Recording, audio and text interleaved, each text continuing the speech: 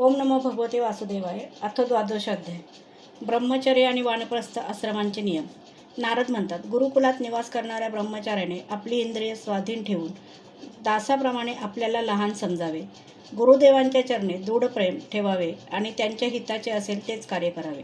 सायंकाळी आणि प्रातःकाळी गुरु, अग्नी, सूर्य आणि श्रेष्ठ देवतांची उपासना करावी आणि मौन राहून एकाग्रतेने गायत्री जप करीत दोन्ही वेळची संध्या करावी.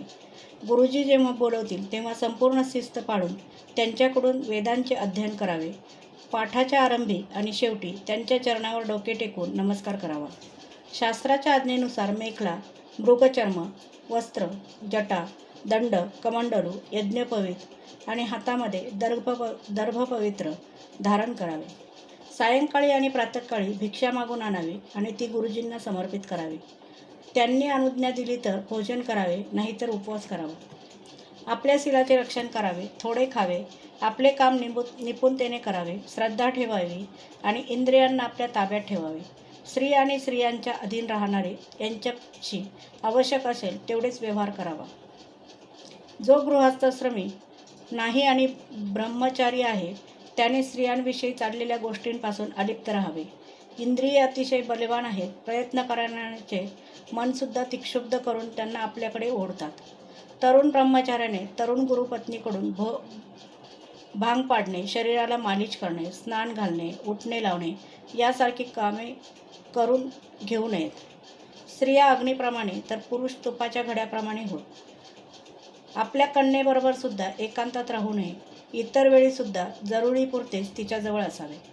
जोपर्यंत हा जीव आत्मसाक्षात्काराने हा देह आणि इंद्रिय केवळ आभास आहेत असा निश्चय करून स्वतंत्र होत नाही तोपर्यंत हा पुरुष आणि ही स्त्री हे द्वैत संपत नाही. तोपर्यंत त्याची भोगबुद्धी कायम असते हे निश्चित. शीलरक्षणाचे हे सर्व नियम गृहस्थ व संन्यासी या दोघांनाही लागू आहेत. गृहस्थाश्रमाने गुरुकुलात राहून गुरूंची सेवा करणे हे समयानुसार ऐच्छिक आहे, कारण पत्नीच्या ऋतुकाळी त्याला तेथून घरी जावे लागते.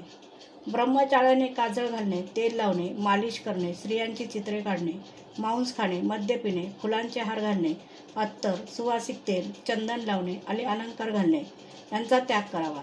अशा प्रकारे गुरुकुलात वास्तव्य करून द्विजांनी आपली शक्ती आणि आवश्यकता पाहून वेद, त्यांची 6 अंगे आणि उपनिषदे यांचे अध्ययन करावे.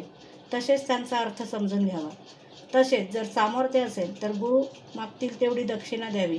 नंतर त्यांच्या आज्ञेने गृहस्थ, वानप्रस्थ किंवा संन्यास आश्रमात प्रवेश करावा किंवा जन्मभर ब्रह्मचर्याचे पालन करीत त्याच आश्रमात राहावे. जरी भगवंत स्वाभाविकपणे सर्व ठिकाणी व्यापून असल्यामुळे त्यांचे येणे जाणे असू शकत नाही, तरीसुद्धा अग्नी, गुरु, आत्मा आणि सर्व प्राण्यांमध्ये स्वतःच्या अंशभूत जीवरूपाने ते प्रविष्ट आहेत असे पाहावे. अशा प्रकारे आचरण करणारा ब्रह्मचारी, वानप्रस्थ, संन्यासी किंवा गृहस्थ विज्ञान संपन्न होऊन परब्रह्म तत्वाचा अनुभव घेतो. आता मी ऋषींच्या मतानुसार वानप्रस्थ आश्रमाचे नियम सांगतो. याचे आचरण केल्याने वानप्रस्थाश्रमाला अनायासेच ऋषीच लोक, जे महर लोक त्यांची प्राप्ती होते.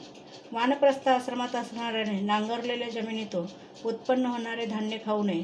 न नांगरलेल्या जमिनीतून धान्यसुद्धा योग्यवेळी पक्व झाले असेल तर खाऊ नये. अग्नीवर शिजवलेले अथवा कच्चे अन्नही खाऊ नये. फक्त सूर्याच्या उष्णतेने पिकलेली कंदमुळे, फळे इत्यादी सेवन करावे. जंगलात आपोआप उगवलेल्या धान्याचे नित्य नैमित्तिक कर्माचे वेळी चर पुरोडाश करून हवन करावे. जेव्हा नवीन धान्य वगैरे मिळू लागेल तेव्हा अगोदर साठविलेले धान्य टाकून द्यावे. अग्निहोत्राच्या अग्नीचे रक्षण करण्यासाठी घर, पर्णकुटी किंवा गुहेचा आश्रय घ्यावा. स्वतः थंडी, वारा, अग्नी, पाऊस आणि सूर्याचे ऊन सहन करावे. डोक्यावर जटा धारण कराव्यात आणि केस, नखे, दाढी मिशा काढू नयेत. तसेच शरीरावरील मळही काढू नये. कमंडलू, मृगचर्म, दंड, वल्कले आणि अग्निहोत्राची सामग्री आपल्याजवळ ठेवावी. विवेकी मुनीने 12, 8, 4, 2 किंवा 1 वर्षापर्यंत वानप्रस्थ आश्रमाच्या नियमांचे पालन करावे. अधिक काळ तपश्चर्या केल्यामुळे बुद्धी विकल होणार नाही याचे भान राखावे.